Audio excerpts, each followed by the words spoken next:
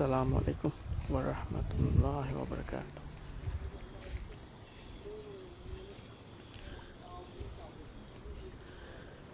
Turel isingsi yamna fajana lakpa kuire sumena chelisi tha makhai muk phajala bane ado ikhogi dam gi masida uriba dam si satar singsi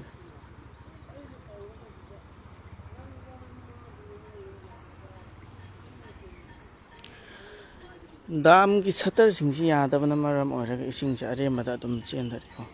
chendhadabasu yade masi ikhogi Imphal Village hojik nauna modify tawbagi semgatpagi thap am tawna maram oiraga isingsi somda divert tawraga lakpane ado ikhogi lilong turel hanbi turen macha isingsi thairaga yamna phajana laiko asidai kitang handaraga yamna kanna chenma khujin mafam su leire nanwai je sibina masi manungsi ko thoga teng thoga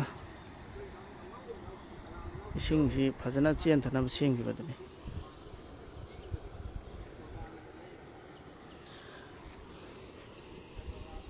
karigumba dam sing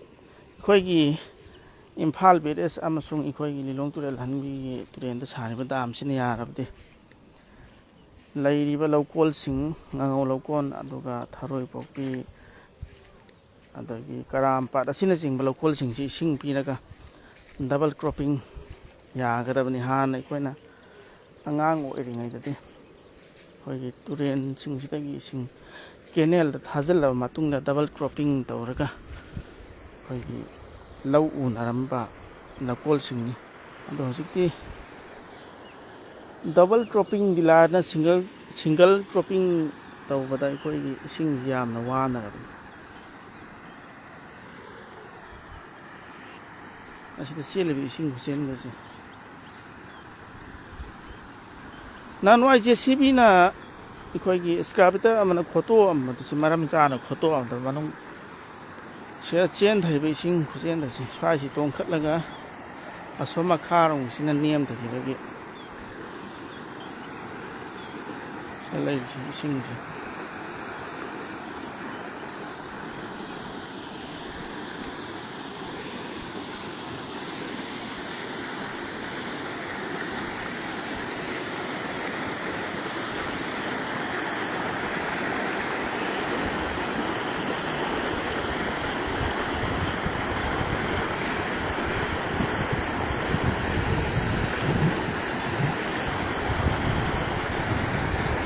Laira ikin thaba swaji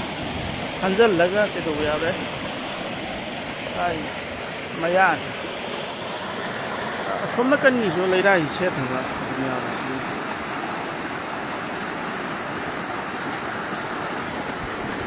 ising si yam sapu kan na sida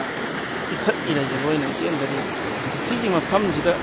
ong khatpa mafam le adina maram na si forcefully change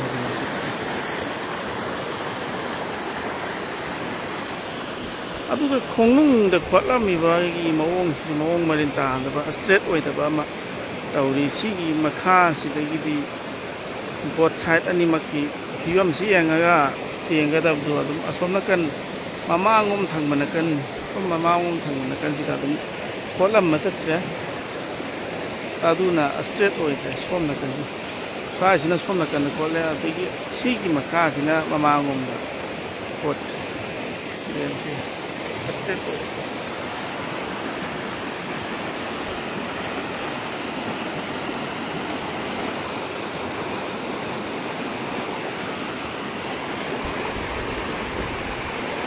aduna ikhoigi mari leinaba ikhoigi water resources department ai bitare Manipur Laingaki Loisang Sing Masing Turen Gipibam Amma Senaiba Loisang hai di Water Resources Department na Sigumba Function tawba yadadana leiba ikhoigi dam sing asi semjan biraga miyam da kanaba ising si thingjallaga lakol sing da pi ꯑꯩꯈꯣꯏꯒꯤ double ꯀ꯭ꯔꯣꯞꯄꯤꯡꯒ ꯑꯗꯨ ꯌꯥꯅꯅꯕ ꯍꯣꯠꯅꯍꯟꯅꯤꯡꯉꯤ ꯏꯁꯤꯡꯁꯦ ꯑꯔꯦꯝꯕꯗ ꯆꯠꯂꯤ ꯍꯧꯖꯤꯛꯁꯦ ꯁꯨꯃꯥꯏꯅ ꯏꯁꯤꯡꯁꯦ ꯍꯥꯟꯅꯗꯤ ꯑꯩꯈꯣꯏ ꯇꯨꯔꯦꯟ ꯃꯆꯥꯁꯤ ꯏꯁꯤꯡ ꯆꯦꯟꯊꯗꯕꯅꯤ ꯑꯁꯣꯝꯗ ꯑꯩꯈꯣꯏꯒꯤ ꯏꯝꯐꯥꯜ ꯕꯦꯔꯦꯖꯇꯨ ꯃꯣꯗꯤꯐꯥꯏ ꯇꯧꯕꯒꯤ ꯄꯟ ꯑꯆꯧꯕ ꯑꯃ ꯊꯤꯡꯖꯤꯜꯂꯦ ꯑꯩꯈꯣꯏꯒꯤ ꯏꯝꯐꯥꯜ ꯇꯨꯔꯦꯟꯗꯨꯗ ꯑꯗꯨꯗꯨꯒ ꯁꯦꯝꯕꯅꯤ ꯏꯝꯐꯥꯜ ꯇꯨꯔꯦꯟ ꯃꯊꯛꯇꯨꯗ ꯏꯝꯐꯥꯜ ꯕꯦꯔꯦꯖ ꯑꯣꯏꯅꯥꯝ ꯗꯥꯝ ꯀꯥꯏꯕꯗꯣ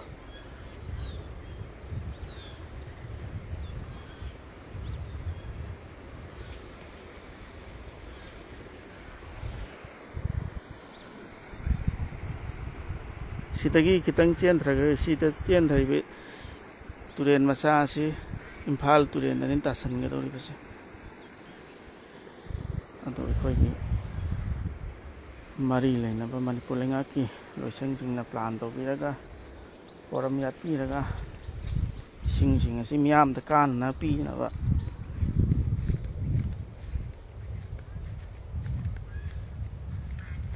ꯂꯧꯀꯣꯜꯁꯤꯡꯗ ꯊꯥꯖꯤꯜꯂꯒ ꯂꯧ ꯎꯕ ꯌꯥꯅꯕ ꯏꯁꯤꯡꯁꯤꯡꯁꯦ ꯄꯤꯍꯟꯅꯤꯡꯉꯤ ꯐ꯭ꯔꯤꯗ ꯌꯥꯝ ꯆꯠꯈ꯭ꯔꯦ ꯏꯁꯤꯡ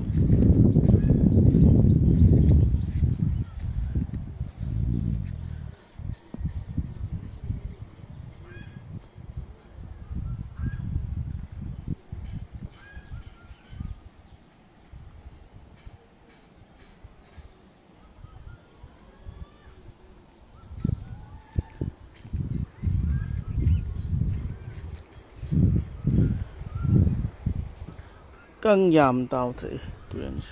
ꯀꯪ ꯑꯩꯈꯣꯏ ꯀꯕꯣ ꯀꯪ ꯍꯥꯏꯕ꯭ꯔꯥ ꯀꯩꯅꯣ ꯑꯗꯨꯅꯤ ꯁꯤꯁꯦ ꯁꯨꯝꯕ ꯀꯪꯁꯤꯡꯁꯦ ꯌꯥꯝ ꯇꯥꯎꯊꯔꯛꯏ ꯍꯧꯖꯤꯛꯁꯦ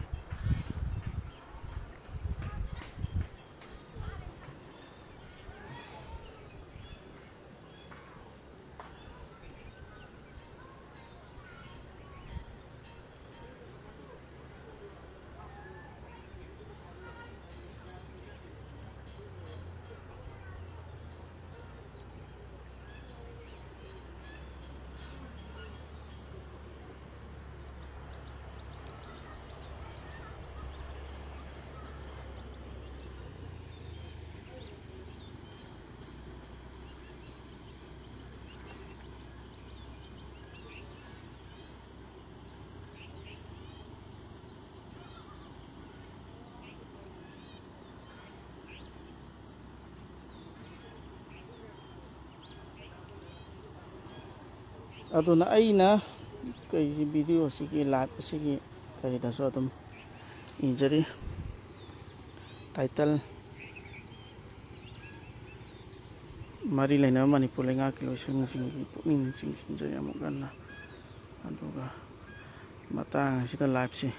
ꯂꯦꯞꯁꯤꯜꯂꯒꯦ ꯏꯆꯤꯜ ꯏꯅꯥꯎꯁꯤꯡ